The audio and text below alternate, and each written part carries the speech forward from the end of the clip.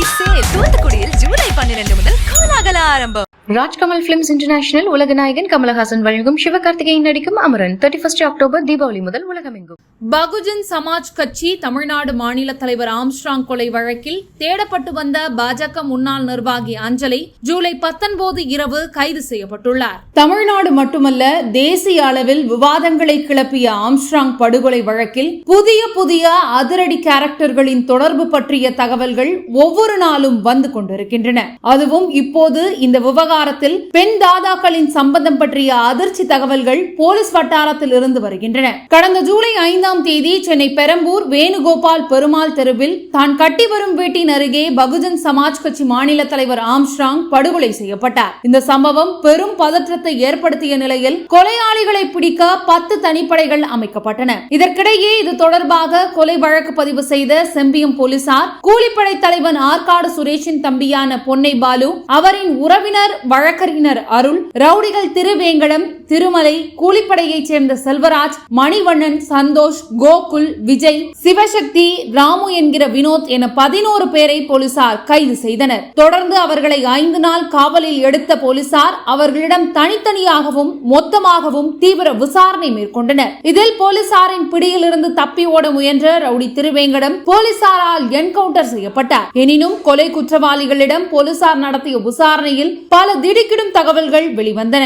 அதாவது ஆம்ஸ்ட்ராங் கொலை வழக்கில் பொன்னை பாலு, திருவேங்கடம் மட்டுமின்றி அதிமுகவை சேர்ந்த வழக்கறிஞர் மலர்கொடி, பாஜகவை சேர்ந்த அஞ்சலி ஆகிய பெண் தாதாக்களும் தொடர்பு இருப்பது தெரிய வந்தது. இந்த கொலை வழக்கில் முக்கிய குற்றவாளியாக கருதப்படும் அருளின் செல்போன் எண் மற்றும் வங்கி கணக்குகளை பரிசோதித்ததில் பிரபல வழக்கறிஞரிடம் ஜூனியராக உள்ள மலர்கொடி மூலம் கைது செய்யப்பட்ட கூலிப்படைக்கு 50 லட்சம் ரூபாய் அண்மையில் டெபாசிட் செய்யப்பட்டதை போலீசார் கண்டறிந்தனர். இதையடுத்து மலர்கொடி, அவருக்கு உதவிய ஜூனியர் வழக்கறிஞர் ஹரிஹரன் மற்றும் திமுக இலக்கிய அணி பிரமுகரின் உறவினரான சதீஷ் ஆகிய 3 பேரையும் கடந்த 17 தேதி போலீசார் கைது செய்தனர். இந்த நிலையில் மலர்கொடியின் கடந்த கால வாழ்க்கை குறித்து வெளிவரும் தகவல்கள் பல பழிக்கு பழி வாங்கும் சினிமா கதைகளை தாண்டிய ஒன்றாக பார்க்கப்படுகிறது. இது தொடர்பாக போலீசார் வட்டாரத்தில் கேட்டபோது, சென்னை திருவல்லிக்கேணி ஜாம்பஜார் பகுதியில் 25 ஆண்டுகளுக்கு முன்னர் பெரும் தாதாவாக அறியப்பட்டவர் தோட்டம் சேகர். அவர் அதிமுகவின் மேடை பேச்சாளராகவும் இருந்தார்.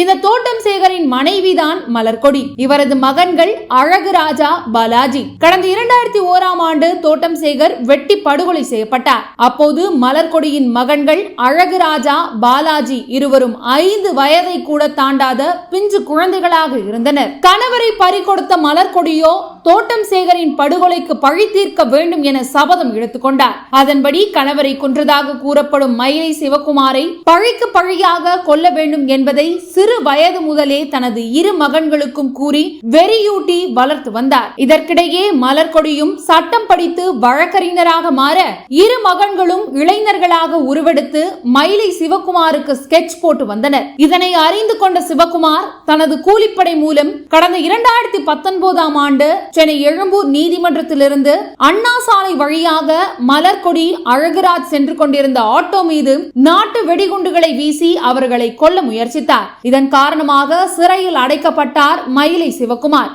வெயிலில் வெளியே வந்த சிவகுமார் கடந்த 2021 சென்னை அசோக் நகர் அருகே கூலிப்படையால் கொடூரமாக வெட்டி கொல்லப்பட்டார். இந்த சம்பவத்துக்காக கள்ளக்குறிச்சி நீதிமன்றத்தில் சரணடைந்தார் அழகு ராஜா. நான் குழந்தையாக இருந்தபோது என் தந்தை தோட்டம் சேகர் வெட்டி படுகொலை செய்யப்பட்டார். அந்த படுகொலைக்கு காரணமானவர் என்பதாலேயே சிவகுமாரை வெட்டி கொன்றோம் என அழகு ராஜா அதிர்ச்சி வாக்குமூலம் அளித்தார். அதாவது கணவர் படுகொலைக்காக 20 ஆண்டுகள் காத்திருந்து மகன் அழகு ராஜா மூலம் பழி தீர்த்தவர்தான் தற்போது சிக்கியிருக்கும் சி பிரிவு தாதாவான மலர்கொடி.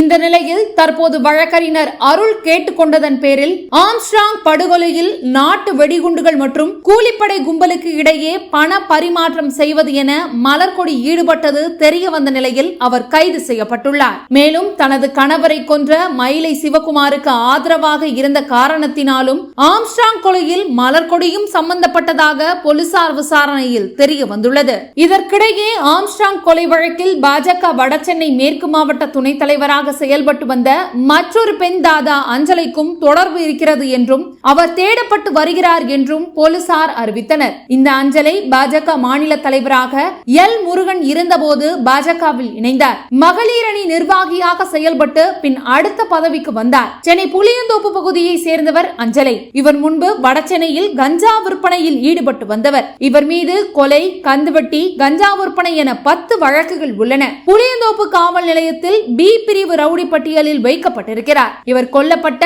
பிரபல ரவுடி ஆற்காடு சுரேஷின் தோழி. 2023ஆம் ஆண்டு ஆற்காடு சுரேஷ் கொல்லப்பட்ட நிலையில் தற்போது ஆம்ஸ்ட்ராங் பழி தீர்க்கும் கும்பலில் அஞ்சலையும் இணைந்துள்ளார். அவர்தான் இந்த கொலை கும்பலுக்கு தேவையான அனைத்து பண உதவிகளையும் லட்சக்கணக்கில் செய்து வந்துள்ளதாக போலீசார் தரப்பில் சொல்கிறார்கள். இதனை அடுத்து பாஜக வடசென்னை மேற்கு மாவட்டத்தின் துணை தலைவராக இருந்த அஞ்சலையை அனைத்து பொறுப்புகளில் இருந்தும் நீக்குவதாக அக்கட்சி அறிவித்துள்ளது. ஆம்ஸ்ட்ராங் கொலை வழக்கில் மலர்கொடி, அஞ்சலை என 2 பெண் தாதாக்களின் தொடர்பு குறித்த விசாரணை தீவிரமாக நடந்து கொண்டிருக்கிறது. பகுஜன் சமாஜ் கட்சி தமிழ்நாடு மாநில தலைவர் ஆம்ஸ்ட்ராங் கொலை வழக்கில் தேடப்பட்டு வந்த பாஜக முன்னாள் நிர்வாகி அஞ்சலை ஜூலை 19 இரவு கைது செய்யப்பட்டுள்ளார்.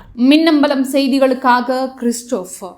சென்னை சில்க்ஸ் ஆடி சேல் தூத்துக்குடியில் ஜூலை 12 முதல் கோலாகல ஆரம்பம். ராஜ்கமல் பிலிம்ஸ் இன்டர்நேஷனல் உலகநாயகன் கமலஹாசன் வழங்கும் சிவகார்த்திகேயன் நடிக்கும் அமரன் 31 அக்டோபர் தீபாவளி முதல் உலகமெங்கும். மின்னம்பலம்.com தமிழின் முதல் மொபைல் பத்திரிகை.